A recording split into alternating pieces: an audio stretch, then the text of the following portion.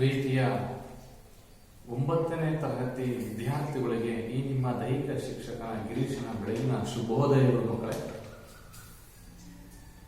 ನಿನ್ನೆ ಅಂದ್ರೆ ಸೋಮವಾರ ದಿನ ನಿಮಗೆ ಮೇಲಾಟಗಳಲ್ಲಿ ಬರ್ತಕ್ಕಂತಹ ವಿವಿಧ ಭಾಗಗಳನ್ನು ನಾವು ಹೇಳ್ತಾ ಇದ್ವಿ. ಓಟಗಳು, ಎಸೆತಗಳು, ಜಿಗಿತಗಳು. ಆ ಒಂದು ಜಿಗಿತಗಳಲ್ಲಿ ಸಂಬಂಧಪಟ್ಟಂತಹ ನಿಮ್ಮ ವಿಷಯಕ್ಕೆ ಸಂಬಂಧಪಟ್ಟಂತಹ ವಿಚಾರವಾದಂತಹ ತ್ರಿವಿಧ ಜಿಗಿತ ಅಂತಕ್ಕಂಥದ್ದನ್ನ ನಿಮಗೆ ಹೇಳ್ತಾ ಇದ್ವಿ. ಹೌದಲ್ಲ ಮಕ್ಕಳೇ? ತ್ರಿವಿಧ ಜಿಗಿತ. ಈ ತ್ರಿವಿಧ ಜಿಗಿತಗಳಲ್ಲಿ ಒಂದಾದಂತ ವರ್ಟಿಕಲ್ ಜಂಪ್ ಮತ್ತು ಹಾರಿಜಾಂಟಲ್ ಜಂಪ್ ಅಂತ ಎರಡು. ಎತ್ತರ ಜಿಗಿತ, ಕೋಲ್ ನೆಗೆತ ಒಂದು ವಿಭಾಗ. ಉದ್ದ ಜಿಗಿತ ಮತ್ತು ತ್ರಿವಿಧ ಜಿಗಿತಕ್ಕೆ ಸಂಬಂಧಪಟ್ಟಂತಹ ಒಂದು ವಿಷಯದಲ್ಲಿ ನಾವು ಮಾತಾಡ್ತಾ ಇದ್ವಿ, ಚರ್ಚೆ ಮಾಡ್ತಾ ಇದ್ವಿ. ಮಕ್ಕಳೇ, ತ್ರಿವಿಧ ಜಿಗಿತ ಅಂತಕ್ಕಂಥದ್ದು ಮೇಲಾಟಗಳಲ್ಲಿ ಬರ್ತಕ್ಕಂತಹ ಅತ್ಯುತ್ತಮವಾದಂತಹ ಒಂದು ಮೇಲಾಟದ ಸ್ಪರ್ಧೆ. ಇದು ಕ್ರೀಡಾಪಟುವಿನ ನರ ಸ್ನಾಯುಗಳ ಸಂಯೋಜನೆಯಿಂದ ಕೂಡಿರ್ತಕ್ಕಂಥ ಮತ್ತು ಕಾಲುಗಳ ಒಂದು ಮಸಲ್ಸ್ ಅನ್ನ ಉಪಯೋಗಿಸಿಕೊಂಡು, ಒಂದು ಶಕ್ತಿಯನ್ನು ಉಪಯೋಗಿಸಿಕೊಂಡು ಹಾರ್ತಕ್ಕಂಥ ಒಂದು ಕ್ರಮ. ಈ ಕ್ರಮ ಅಂತಕ್ಕಂಥದ್ದು ನಿಮಗೆ ಗೊತ್ತಿರೋ ಹಾಗೆ 3 ರೀತಿಯ ಒಂದು ಜಿಗಿತ ಆಗಿದೆ. ಇದು 3 ರೀತಿಯ ಜಿಗಿತ.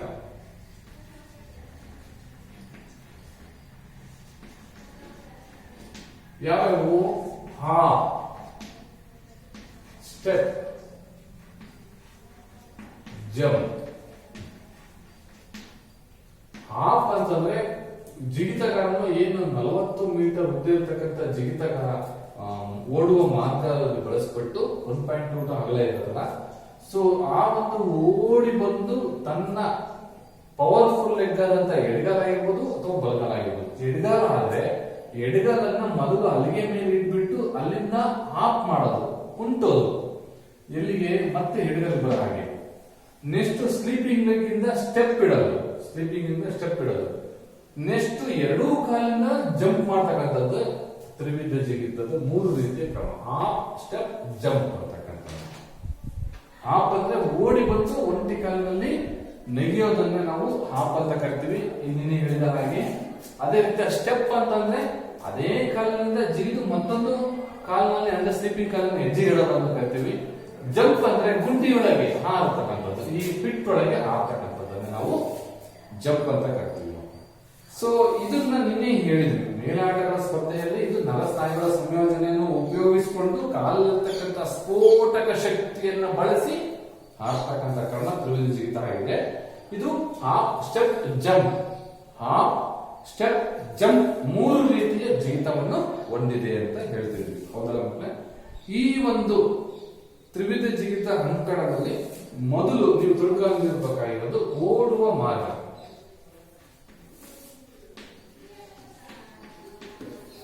ಓಡುವ ಮಾರ್ಗ ಒಂದನೇದು. ಓಡುವ ಮಾರ್ಗ ಎಷ್ಟಿದೆ? 40 ಮೀಟರ್ ಓಡುವ ಮಾರ್ಗ ಉದ್ದ ಇದೆ. 1.22 ಅಗಲ ಇರ್ತಕ್ಕಂಥ ಒಂದು ಓಣಿ ಇದೆ. ಈ ಒಂದು ಓಣಿಯಲ್ಲೇ ಓಡಬೇಕು ಅಂತಕ್ಕಂಥದ್ದನ್ನ ನೀವು ತಿಳ್ಕೊಂಡಿರ್ಬೇಕು. ನೆಕ್ಸ್ಟ್, ಈ ಓಡುವ ಮಾರ್ಗ 40 ಮೀಟರ್ ಇದೆ, 1.22 ಅಗಲ ಇದೆ. ಆದ್ರೆ ಇದು ಹೆಂಗಿರ್ಬೇಕು? ಈ ಓಡುವ ಮಾರ್ಗಕ್ಕೂ ಹಲಿಗೆಗೂ ಮೊದಲನೇ ಫಿಟ್ ಗುಂಡಿ ಇರ್ತಕ್ಕಂಥ ಮತ್ತೆ ಕೊನೆಯ ಫಿಟ್ ಗುಂಡಿ ಇರ್ತಕ್ಕಂತಹ ಒಂದು ಓಣಿ ಏನಿದೆ ಸಮತಟ್ಟಾಗಿ ಇರಬೇಕು, ಗಟ್ಟಿಯಾಗಿರ್ಬೇಕು, ಯಾವುದೇ ಇಂಜುರೀಸ್ ಆಗದ ಹಾಗೆ ಇರ್ತಕ್ಕಂತ ಒಂದು ರಚನೆ ಇರಬೇಕು ಅದರಲ್ಲಿ ಓಡುವ ಮಾರ್ಗ ಅಂತಕ್ಕಂಥದ್ದು ತಿಳ್ಕೊಳ್ಬೇಕು. ನೆಕ್ಸ್ಟ್ ಬಂದ್ಬಿಟ್ಟು ಜಿಗಿತದ ಗುಂಡಿ. ಜಿಗಿತದ ಗುಂಡಿ, ಈ ಜಿಗಿತದ ಗುಂಡಿ ಇದೆಯಲ್ಲ, ಇದು 9 ರಿಂದ 12 ಮೀಟರ್ ಉದ್ದ ಇರ್ತದೆ, 2.75 ಮೀಟರ್ ಇಂದ 3 ಮೀಟರ್ ಅಗಲ ಇರ್ತದೆ ಅಂತಕ್ಕಂಥದ್ದನ್ನ ನಾವು ತಿಳ್ಕೊಂಡ್ವಿ. ಆದ್ರೆ ಈ ಜಿಗಿತದ ಗುಂಡಿ ಏನಾಗಿರ್ಬೇಕು? ಒಳಗೆ ಮೃದುವಾಗಿರ್ಬೇಕು. ಕಾರಣ ಜಿಗಿದಾಕಾರ ಅಥವಾ ಜಿಗಿದಂತಹ ಕ್ರೀಡಾಪಟು, ಬಾಯ್ಸ್ ಆಗಿರ್ಲಿ ಗರ್ಲ್ಸ್ ಆಗಿರ್ಲಿ ಯಾರೇ ಕ್ರೀಡಾಪಟು, ಯಾವುದೇ ಇಂಜುರೀಸ್ ಆಗಬಾರ್ದು. ಕೈ ಕಾಲಿಗೆ ಯಾವುದೇ ಜಿಗಿದಾದ್ಮೇಲೆ ಮುಂದಕ್ಕೆ ಲ್ಯಾಂಡ್ ಆಗಿ ಮುಂದೆ ಹೋಗುವಂತ ಇರಬೇಕು, ಅಲ್ಲೇ ಕುಸಿದು ಬೀಳಬಾರದು. ಆ ರೀತಿ ಇರ್ತಕ್ಕಂಥದ್ದು. ಮತ್ತೆ ಸ್ವಲ್ಪ ಮರಳು ಒದ್ದೆ ಆಗಿರ್ಬೇಕು. ಯಾಕಂದ್ರೆ ಧೂಳು ಆಗದ ಹಾಗೆ ಮರಳಿನ ಮಟ್ಟ ನೆಲದ ಮಟ್ಟಕ್ಕೆ ಸಮನಾಗಿರ್ಬೇಕು. ಆ ಬೋರ್ಡ್ ಟೇಕ್ ಆಫ್ ಬೋರ್ಡಿನ ಮಟ್ಟಕ್ಕೆ ಈ ಒಂದು ಗೋಡಿ ಸಮನಾಗಿರ್ಬೇಕು. ಡೌನ್ ಆಗಬಾರ್ದು, ಉಬ್ಬ ಆಗಬಾರ್ದು, ಅಪ್ಪ ಆಗಬಾರ್ದು. ಸಾಧ್ಯವಾದ ಮಟ್ಟಿಗೆ ಟೇಕ್ ಆಫ್ ಅಲ್ಲಿಗೆ ಮಧ್ಯಭಾಗದಲ್ಲಿ ಜಿಗಿತದ ಗುಂಡಿ ಮಧ್ಯ ಭಾಗ ಒಂದೇ ಗೆರೆಯಲ್ಲಿರಬೇಕು. ಈ ಅಲ್ಲಿಗೆ ಇದೆಯಲ್ಲ, ಈ ಅಲ್ಲಿಗೆಯನ್ನು ಮತ್ತೆ ಈ ಟೇಕ್ ಆಫ್ ಅಲ್ಲಿಗೆ ಮತ್ತು ಈ ಗುಂಡಿ ಎರಡು ಒಂದೇ ಆಗಿರ್ಬೇಕು. ನೆಕ್ಸ್ಟ್ ಬರ್ತಕ್ಕಂಥದ್ದೇ ನಿಮಗೆ ಅಲ್ಲಿಗೆ. ಯಾವಲ್ಲಿಗೆ? ಜಿಗಿತ ಟೇಕ್ ಆಫ್ ಬೋರ್ಡ್ ಅಂತ ಕರಿತೀವಿ ನಾವು. ಅದಕ್ಕೆ ಟೇಕ್ ಆಫ್ ಬೋರ್ಡ್. ಈ ಟೇಕ್ ಆಫ್ ಬೋರ್ಡ್ ಇದೆಯಲ್ಲ, ಅಲ್ಲಿಗೆ ಜಿಗಿತ ಗುಂಡಿ ಪ್ರಾರಂಭದಿಂದ ಏನಿದೆಯಲ್ಲ ಅಂತಾರಾಷ್ಟ್ರೀಯ ನಿಯಮಗಳ ಪ್ರಕಾರ ಎಷ್ಟು ಉದ್ದ ಇರಬೇಕು, ಇಷ್ಟ ಆಗಬೇಕು, ಇಷ್ಟೇ ಇರ್ತದೆ. ಎಷ್ಟು? ಇಲ್ಲಿಂದ ಪ್ರಾರಂಭ ಇದೆಯಲ್ಲ ಈ ಅಲ್ಲಿಗೆ ಪುರುಷರಿಗೆ 13 ಮೀಟರ್ ಲೇಬೇಕು, ಮಹಿಳೆಯರಿಗೆ 9 ರಿಂದ 11 ಮೀಟರ್ ಇರಬೇಕು. 9 ರಿಂದ 11 ಮೀಟರ್ ಇರ್ತಕ್ಕಂಥದ್ದು.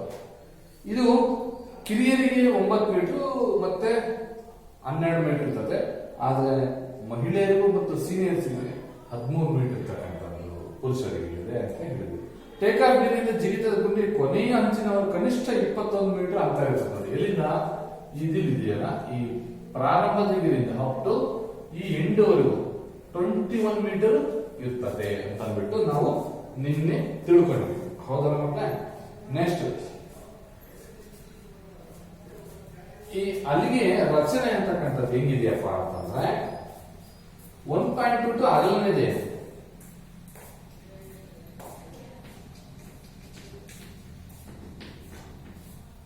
ರಚನೆ ಎಷ್ಟಿದೆ ಹೇಳ್ರಿ?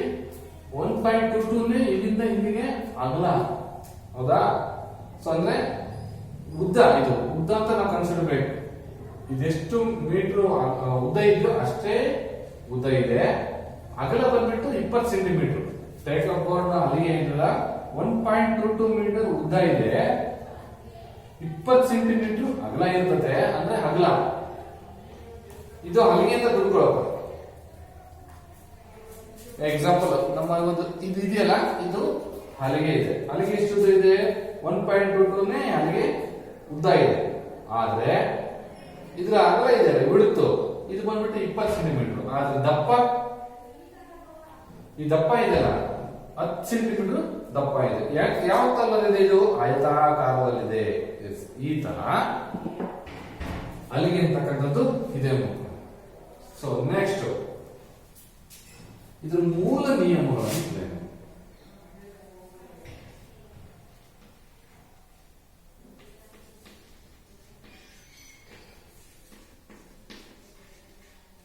ಮೇನ್ ರೂಲ್ಸ್ ಏನಪ್ಪಾ ಅಂತಂದ್ರೆ, ತ್ರಿವಿಧ ಜಿಗಿತವು ತ್ರಿವಿಧ ಜಿಗಿತದ ಕ್ರಮದಲ್ಲಿಯೇ ಜಿಗಿಯಬೇಕು. ತ್ರಿವಿಧ ಜಿಗಿತ ಏನಿದೆಯಲ್ಲ, ಈ ತ್ರಿವಿಧ ಜಿಗಿತದ ಒಂದು ಕ್ರಮದಲ್ಲಿಯೇ ಜಿಗಿಯಬೇಕು. ಹೆಂಗೆ? ತ್ರಿವಿಧ ಜಿಗಿತ ಕ್ರಮ ಯಾವುದು? ಮೊದಲನೇದಾಗಿ ಅಪ್ ಬಳಸಬೇಕು, ಸ್ಟೆಪ್ ಅನ್ನ ಬಳಸಬೇಕು, ನೆಕ್ಸ್ಟ್ ಜಂಪ್ ಮಾಡಬೇಕು.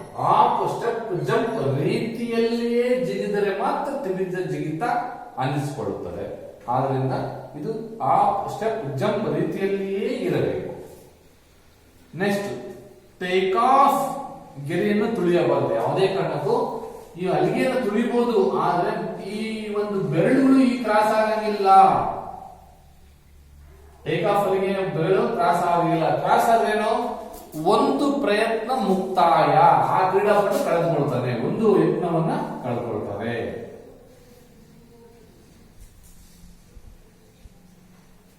ಒಂದು ಪ್ರಯತ್ನವನ್ನ ಕಳೆದುಕೊಳ್ಳಬೇಕಾಗುತ್ತೆ. ಟೇಕ್ ಆಫ್ ಗೆರೆಯನ್ನು ತುಳಿಯಬಾರದು. ಓಡುವ ಹಾದಿಯನ್ನು ಒಳಗಿರ್ತಕ್ಕಂಥ ಟೇಕ್ ಆಫ್ ಹಲಿಗೆಯ ಮೇಲೆ ಕಾಲಿಟ್ಟು ಜಿಗಿಯಬೇಕು. ಕಾಲಿಡಬಹುದು, ಆದ್ರೆ ಹಿಂದೆ ಇಲ್ಲಿರ್ಬೇಕು, ಇಲ್ಲಿ ಇಡಬೇಕು. ಮೊದಲು ಅರ್ಹತಾ ಸುತ್ತಿನಲ್ಲಿ ಜಿಗಿತಗಾರರಿಗೆ 3 ಅವಕಾಶಗಳನ್ನು ನೀಡಿ ಅದರಲ್ಲಿ ಉತ್ತಮ ಸಾಧನೆ ಮಾಡಿದಂತಹ 8 ಜಿಗಿತಗಾರರನ್ನು ಆಯ್ಕೆ ಮಾಡಿಕೊಂಡು ಅವರಿಗೆ ಮತ್ತೆ 3 ಅವಕಾಶಗಳನ್ನು ನೀಡಲಾಗುವುದು. ಮೊದಲ ಸುತ್ತಿನಲ್ಲಿ ಎಷ್ಟು ಜನ ಮಾಡಬೇಕು? 3 ಪ್ರಯತ್ನವನ್ನ ಕೊಡಬೇಕು. 3 ಪ್ರಯತ್ನ ಕೊಡ್ತೀವಿ.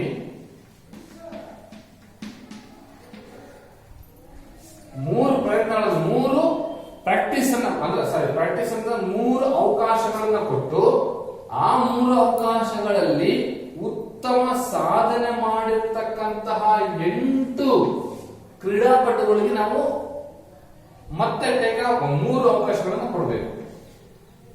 ಸರ್ ಟೋಟಲ್ ಎಷ್ಟು ಜನ ಬಂದ್ರೆ ಇದರಲ್ಲಿ 8 ಜನ ಆದ್ರೆ ಸರ್ ಹಿಂಗೆ, ಅದರಲ್ಲಿ 8 ಜನಕ್ಕೆ ನಾವು ಮೂರು ಪ್ರಯತ್ನವನ್ನ ಕರೆಕ್ಟ್ ಆಗಿ ಕ್ರಮಬದ್ಧವಾಗಿ ಸೀರಿಯಲ್ ಪ್ರಕಾರ ಕೊಟ್ಟು ಅದರಲ್ಲಿ ನಾವು ಸೆಲೆಕ್ಟ್ ಮಾಡಬೇಕು. ಬೈ ಚಾರ್ಜ್ 16 ಜನ ಇದ್ರೆ,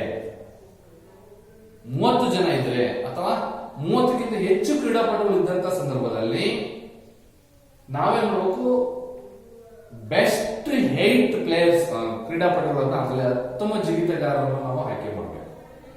ಮತ್ತೆ ಪುನಃ ಅವರಿಗೆ ಎಷ್ಟು ಪ್ರಯತ್ನವನ್ನು ಕೊಡಬೇಕು, ಆ 8 ಜನಕ್ಕೂ ಸಮೇತ ಒಬ್ಬೊಬ್ಬರಿಗೆ 3 ಚಾನ್ಸ್ ಕೊಟ್ಟು ಜಿಗಿತವನ್ನ ನಾವು ಮುಂದುವರಿಸಬೇಕು. ಅದರಲ್ಲಿ ಯಾರು ಸಮರ್ಥರು, ಅತಿ ಹೆಚ್ಚು ಉದ್ದವನ್ನ ಕ್ರಮಿಸಿದ್ದಾರೆ ಜಿಗಿದು ಅಂತಕ್ಕಂಥದ್ದನ್ನು ನಾವು ಆಯ್ಕೆ ಮಾಡಬೇಕಂತ. ಹಾಗಾದ್ರೆ ಫೋಲ್ ಇದಾವ ಸರ್? ಎಸ್, ಅಕ್ರಮಗಳಿದಾವೆ ಇದರಲ್ಲೂ ಸಮೇತ. ಅದಕ್ಕೆ ಫೋಲ್ಸ್ ಅಂತ ಹೇಳ್ತಾರೆ. ಫೋಲ್ ಅಂತ ಹೇಳ್ತಾರೆ ತಪ್ಪು. ಯಾವ್ಯಾವು?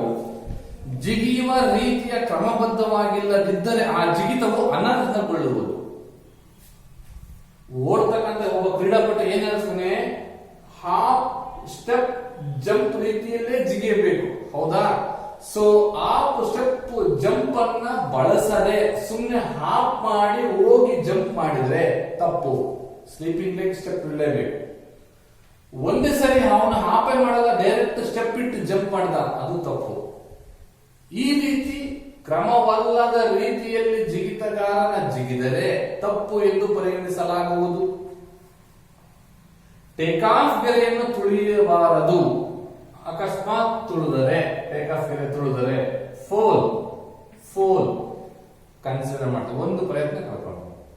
ಟೇಕ್ ಆಫ್ ಅಲ್ಲಿಗೆ ಅಕ್ಕಪಕ್ಕದಿಂದ ಜಿಗಿಯುವಂತಿಲ್ಲ. ಟೇಕ್ ಆಫ್ ಈ ಬೋರ್ಡ್ ಬರ್ತಲ್ಲ, ಅದು ಬ್ಲಾಕ್ ಕಾಣಲ್ಲ. ಸೊ ಇಲ್ಲಿ ಜಿಗಿದ್ರೆ, ಈ ಕಡೆ ಅಕ್ಕಪಕ್ಕದಲ್ಲಿ ಹೋಗಿ ಜಿಗಿದ್ರೆ ತಪ್ಪು, ಫೋಲ್. ಜಿಗಿತದ ಗುಂಡಿಯಲ್ಲಿಯೇ ಜಿಗಿಬೇಕು. ಎಸ್, ಜಿಗಿತದ ಗುಂಡಿಯಲ್ಲಿ ಜಿಗಬೇಕು. ಅವನ ಸೈಡ್ ಹೋಗಿ ಎಗ್ರು ತಪ್ಪು. ಎಗ್ರಕ್ಕೂ ಆಗೋದಿಲ್ಲ ಮಕ್ಕಳೇ, ಕಾಲು ಕೈ ಇದು ಇಂಜುರಿ ಮಾಡ್ಕೊತಾರೆ. ಸೊ ಹಾಗಾಗಿ ಜಿಗಿತದ ನಂತರ ಜಿಗಿತದ ಗುಂಡಿಯಲ್ಲಿ ಹಿಂದೆ ನಡೆದು ಬರಬಾರದು. ಅಂದ್ರೆ ಸೊ ಈಗ ಕ್ರೀಡಾಪಟು ಇಲ್ಲಿದ್ದಾನೆ, ಓಡ್ ಬಂದು ತಗೊಂಡು ಅಲ್ಲಿಗೆ ಮೇಲೆ ತಗೊಂಡು ಆ ಸ್ಟೆಪ್ ಜಂಪ್ ಮಾಡಿದ್ರು. ಜಂಪ್ ಮಾಡಿ ಏನ್ ಮಾಡ್ಬೇಕು, ಅವನು ಹೀಗೆ ಎಕ್ಸಿಟ್ ಆಗ್ಬೇಕು. ಹೊರತು ಅವನು ಉಲ್ಟ ವಾಪಸ್ ಬಂದ್ರೆ ಅಥವಾ ಹಿಂಗ್ ಬಂದ್ರೆ ತಪ್ಪು. ಯಾವುದೇ ಕಾರಣಕ್ಕೂ ಫಸ್ಟ್ ಅವನಿಗೆ ವಾರ್ನಿಂಗ್ ಹೇಳ್ತೀವಿ, ಅದು ನಮ್ಮಲ್ಲಿ.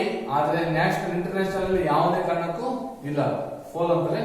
ಅದಕ್ಕೆ ನಾವೇನ್ ಮಾಡಬೇಕು, ಬಿದ್ದ ನಂತರ ಅಂದ್ರೆ ಜಿಗಿದ ನಂತರ ಫಾಲೋ ಥ್ರೂ ಆಕ್ಷನ್ ಆಗಿ ಮುಂದೆ ಈ ರೀತಿ ಎಕ್ಸಿಟ್ ಆಗಬೇಕು, ಇಲ್ಲೇ ಹೊರಗೆ ಹೋಗ್ಬೇಕು, ಹಿಂಗ್ ಬಂದು ಈ ರೀತಿ ಬರಬೇಕು. ಯಾವುದೇ ಕಾರಣಕ್ಕೆ ಇಲ್ಲಿ ನುಗ್ಗಿದ್ರೆ ರಾಂಗು, ಈ ಕಡೆ ನುಗ್ಗಿದ್ರು ರಾಂಗು, ಈ ಕಡೆ ಹೋದ್ರು ರಾಂಗು, ಇಲ್ಲಿ ಹೋದ್ರು ರಾಂಗೆ. ಅದಕ್ಕೆ ಸ್ಟ್ರೈಟ್ ಆಗಿ ಹೋಗ್ಬೇಕು. ಇದು ಪುರುಷ ಮತ್ತು ಮಹಿಳೆಯರಲ್ಲಿರ್ತಕ್ಕಂಥ ಒಂದು ಜಿಗಿತದ ಒಂದು ಕ್ರಮ. ಅರ್ಥ ಆಯ್ತು ಅಂದ್ಕೊಂಡಿದ್ವಿ ನಾವು. ಸೊ ಇಷ್ಟು ತ್ರಿವಿಧ ಜಿಗಿತದಲ್ಲಿ ಬರ್ತಕ್ಕಂತಹ ಓಡುವ ಮಾರ್ಗ ಆಗಿರ್ಲಿ, ಜಿಗಿತದ ಗುಂಡಿ ಆಗಿರ್ಲಿ, ಅಲ್ಲಿಗೆ ಟೇಕ್ ಆಫ್ ಬೋರ್ಡ್ ಆಗಿರ್ಲಿ, ಟೇಕ್ ಆಫ್ ಬೋರ್ಡ್ ರಚನೆ ಆಗಿರ್ಲಿ, ಹಾಗೂ ಮೂಲ ನಿಯಮಗಳು ಮತ್ತು ಆಕ್ರಮಗಳು ತಿಳ್ಕೊಂಡಲ್ಲ. ಆಕ್ರಮಗಳು ಇನ್ನೊಂದ್ಸಲ ಹೇಳ್ತೀನಿ ನೋಡಿ. ಜಿಗಿತದ ಕ್ರಮ ರೀತಿ ಕ್ರಮಬದ್ಧವಾಗಿರ್ಬೇಕು.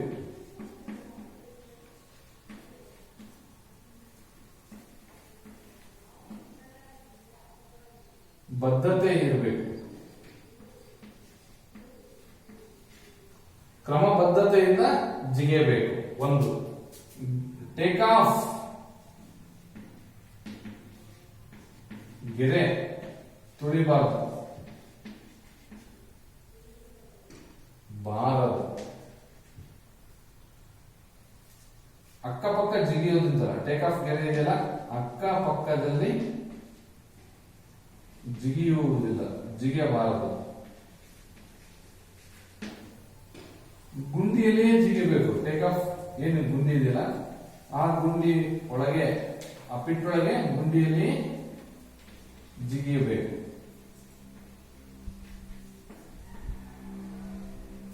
ನೆಕ್ಸ್ಟ್ ಹಿಂದೆ ನಡೆದು ಬರಬಾರದು.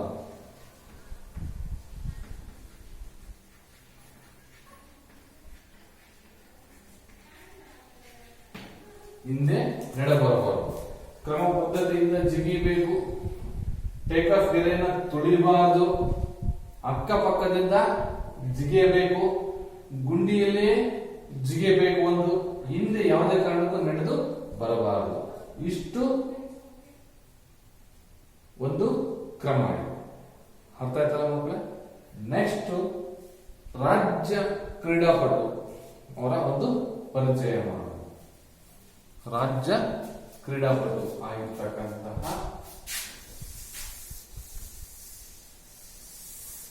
ಯಾರು? ಹೆನ್ರಿ ರೊಬೆಲ್ ಅಂತ.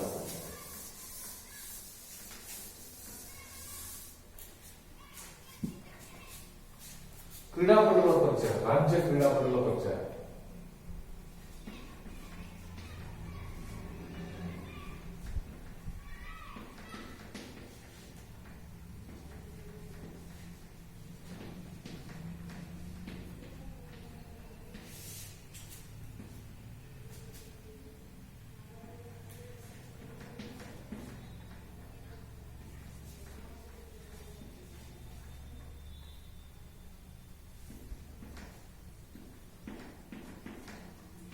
ಹೆನ್ರಿ ರೊಬೆಲ್ಲೋ ಅಂತಕ್ಕಂಥವ್ರು.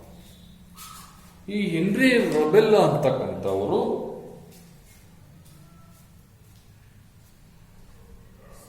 ನವೆಂಬರ್ 17, 1928 ಜನಿಸ್ತಾರೆ.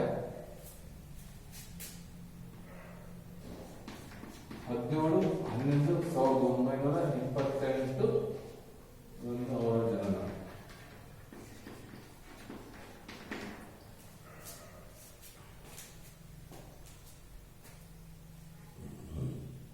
ಹೆನ್ರಿ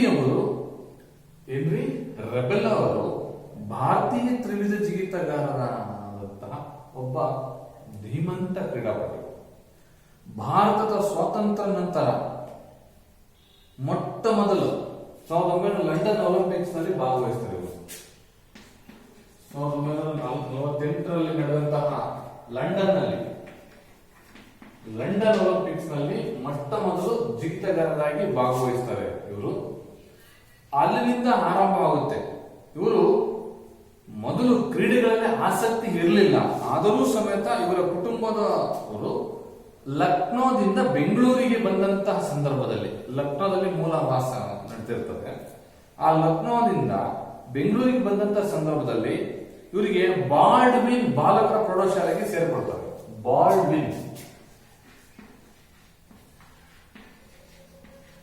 ಈ ಬಾಲ್ಡ್ವಿನ್ ಪ್ರೌಢಶಾಲೆಗೆ ಯಾವ ಸೇರ್ಕೊಳ್ತಾರೋ ಈ ಶಾಲೆಯ ಪ್ರತಿಯೊಬ್ಬ ಮಗುವನ್ನು ಸಮೇತ ಕಡ್ಡಾಯವಾಗಿ ಕ್ರೀಡೆಯಲ್ಲಿ ಭಾಗವಹಿಸಬೇಕು.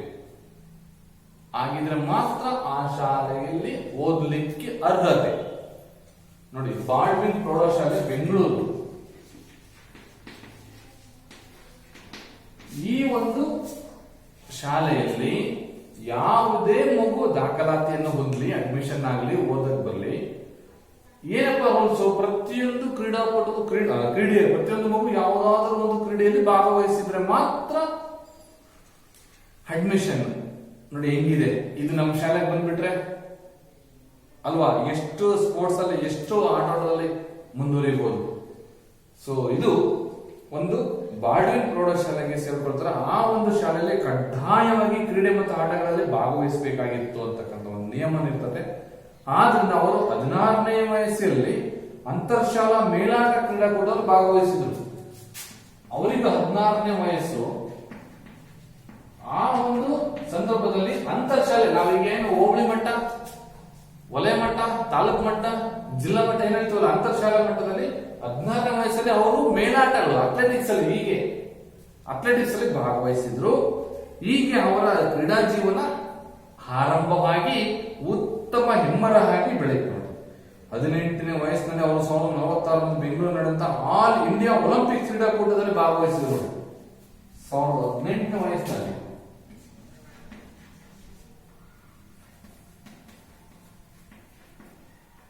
ವರ್ಷದಲ್ಲಿ ಅವರಿಗೆ ಎಷ್ಟರಲ್ಲಿ ಅಂತಂದ್ರೆ 1946ರಲ್ಲಿ ಸ್ವತಂತ್ರ ಹಿಂದೆ ಅಲ್ಲಿ ಇಂಡಿಯಾ ಒಲಿಂಪಿಕ್ ಕ್ರೀಡಾಕೂಟದಲ್ಲಿ ಇಂಡಿಯಾ ಒಲಿಂಪಿಕ್ ಅಂತಕ್ಕಂಥ ಒಂದು ಕ್ರೀಡಾಕೂಟದಲ್ಲಿ ಭಾಗವಹಿಸ್ತಾರೆ. ಇಷ್ಟರಲ್ಲಿ 1946ರಲ್ಲಿ ಮೊದಲ ಬಂಗಾರ ಪದಕವನ್ನು ಗಳಿಸ್ತಾರೆ. ಇಲ್ಲಿ ಗೋಲ್ಡ್ ಅಚೀವ್ ಮಾಡ್ತಾರೆ, ಬಂಗಾರ ಪದಕವನ್ನು ಇಲ್ಲಿ ಗಳಿಸ್ತಾರೆ. ಆಗ ನೆಕ್ಸ್ಟ್ 1948 ರಾಷ್ಟ್ರೀಯ ತ್ರಿವಿಧ ಜಿಗಿತಗಾರ ಎಂಬತಕ್ಕಂಥ ಒಂದು ಬಿರುದನ್ನ ಪಡೆದುಕೊಳ್ತಾರೆ. 1948ರಲ್ಲಿ ರಾಷ್ಟ್ರೀಯ ತ್ರಿವಿಧ ಜಿಗಿತಗಾರ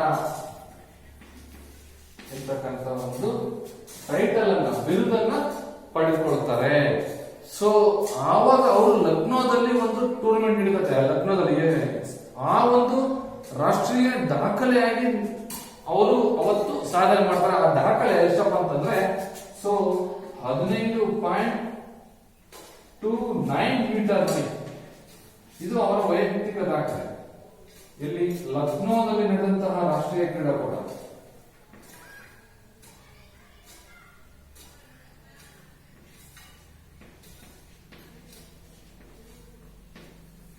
ಲಕ್ನೋದಲ್ಲಿ ನಡೆದಂತಹ ರಾಷ್ಟ್ರೀಯ ಕ್ರೀಡಾಕೂಟದಲ್ಲಿ 15.29 ಮೀಟರ್ ಅಷ್ಟು ದೂರ ಇಲ್ಲಿಂದ 15.29 ಮೀಟರ್ ಹೆಚ್ಚು ಕಡಿಮೆ ಇದೇ ಬಿಟ್ಟು 12 ಇದೆ. ಈ ಕಡೆಗೆ ಬಾಯ್ಸಿಗೆ 13 ಅಂತಂದ್ರೆ ಇಲ್ಲಿಂದ 15.29 ಮೀಟರ್ ಅವರ ವೈಯಕ್ತಿಕ ದಾಖಲೆ ಆಗುತ್ತೆ. ಸೊ ಹೀಗೆ ಲಂಡನ್ ಒಲಿಂಪಿಕ್ಸ್ ನಲ್ಲಿ ಎಲ್ಲ ಆಕರ್ಷಣೆ ಕೇಂದ್ರ ಬಿಂದು ಆಗಿ ಅವರು ಸಾಧನೆ ಮಾಡ್ತಾರೆ. 1980ರ ಒಂದು ಆಜುಬಾಜಲ್ಲಿ ಅವರಿಗೆ ಎಷ್ಟರಲ್ಲಿ 1980ರಲ್ಲಿ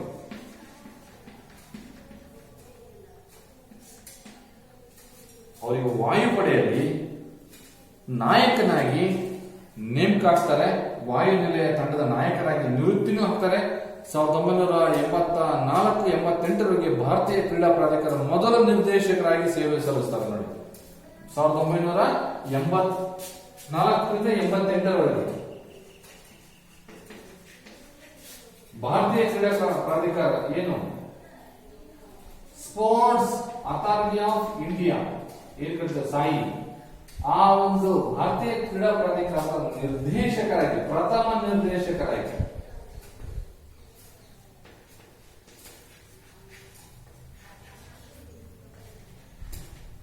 ಸೇವೆಯನ್ನು ಸಲ್ಲಿಸಿ ನಿವೃತ್ತಿಯನ್ನ ಹೊಂದ್ತಾರೆ. ಇಷ್ಟು ಎಂಟ್ರಿ ರೆಬೆಲ್ ಅವರ ಒಂದು ಸಾಧನೆ. ನೆನ್ಸಿದಾಯ್ತು ನೋಡಿ ಮಕ್ಕಳೇ. 17-11-1928 ಅವರು ಜನಿಸ್ತಾರೆ ಇಲ್ಲಿ ಲಕ್ನೋದಲ್ಲಿ. ಸೊ ಅಂತ ಸಂದರ್ಭದಲ್ಲಿ ಅವರು ಲಕ್ನೋದಿಂದ ಬೆಂಗಳೂರಿಗೆ ವಾಸನೆ ಬರ್ತಾರೆ ಎಜುಕೇಶನ್ ಪರ್ಪಸ್ ಆಗಿ. ಅಲ್ಲಿ ಬಾಲ್ಡ್ವಿನ್ ಎಂತಕ್ಕಂಥ ಒಂದು ಪ್ರೌಢಶಾಲೆ ಬೆಂಗಳೂರಲ್ಲಿ ದಾಖಲಾತಿ ಆಗ್ತಾರೆ. ಆ ಒಂದು ಶಾಲೆಯಲ್ಲಿ ಕಡ್ಡಾಯವಾಗಿ ದೈಹಿಕ ಶಿಕ್ಷಣಕ್ಕೆ ಅಥವಾ ಕ್ರೀಡಾ ಒಂದು ಆಟೋಟಗಳಿಗೆ ಕಡ್ಡಾಯವಾಗಿ ಭಾಗವಹಿಸಬೇಕಾಗುತ್ತೆ.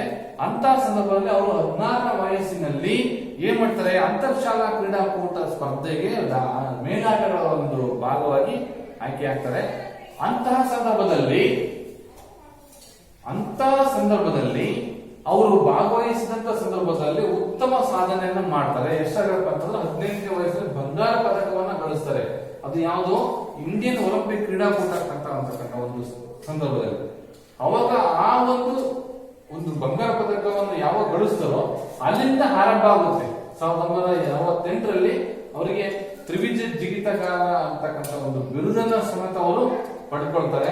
1980ರಲ್ಲಿ ಅವರಿಗೆ ಭಾರತೀಯ ವಾಯುನೆಲೆಯಲ್ಲಿ ತನ್ನ ನಾಯಕರಾಗಿ ಅವಕಾಶವನ್ನ ಪಡೆತಾರೆ. ನಂತರ ಇವರು ಲಂಡನ್ ಒಲಿಂಪಿಕ್ಸ್ ನಲ್ಲಿ 1980ರಲ್ಲಿ ಮೊದಲನೇ ಒಂದು ಒಲಿಂಪಿಕ್ಸ್ ಕ್ರೀಡಾಕೂಟದಲ್ಲಿ ಇವರು ಭಾಗವಹಿಸ್ತಾರೆ. ಅಲ್ಲಿ ಭಾಗವಹಿಸಿದಂತಹ ಸಂದರ್ಭದಲ್ಲಿ ಇವರಿಗೆ ಉತ್ತಮ ಸಾಧನೆಯನ್ನು ಮಾಡಿರ್ತಕ್ಕಂತಹ ಒಂದು ಉದ್ದೇಶದಿಂದ ಇವರಿಗೆ ಭಾರತೀಯ ಕ್ರೀಡಾ ಪ್ರಾಧಿಕಾರದ ಮೊದಲ ನಿರ್ದೇಶಕರಾಗಿ ಅವರು ಸೇವೆಯನ್ನು ಸಲ್ಲಿಸಲಿಕ್ಕೆ ಅವಕಾಶ ಸಿಗುತ್ತೆ. ಇವರು ಭಾರತೀಯ ಕ್ರೀಡಾ ಪ್ರಾಧಿಕಾರದಿಂದ Sai sports authority of India ಸೇವೆಯನ್ನ ಮಾಡಿ ನಿರ್ದೇಶಕರಾಗಿ ಕಾರ್ಯನಿರ್ವಹಿಸಿ ನಿವೃತ್ತಿಯನ್ನ ಹೊಂದ್ತಾರೆ ಮಕ್ಕಳೇ. ಇದು ಹೆನ್ರಿ ರೆಬೆಲ್ಲೋ ಅವರ ಒಂದು ಸಾಧನೆಯಾಗಿದೆ. ಇದು ರಾಜ್ಯ ಮಟ್ಟದ ಕ್ರೀಡಾಪಟುಗಳ ಒಂದು ಪರಿಚಯ. ಅರ್ಥ ಆಯ್ತಲ್ಲ ಮಕ್ಕಳೇ? ಸೊ ಇದು ಹೆನ್ರಿ ರೆಬೆಲ್ಲೋ ಅವರ ಒಂದು ಸಾಧನೆ.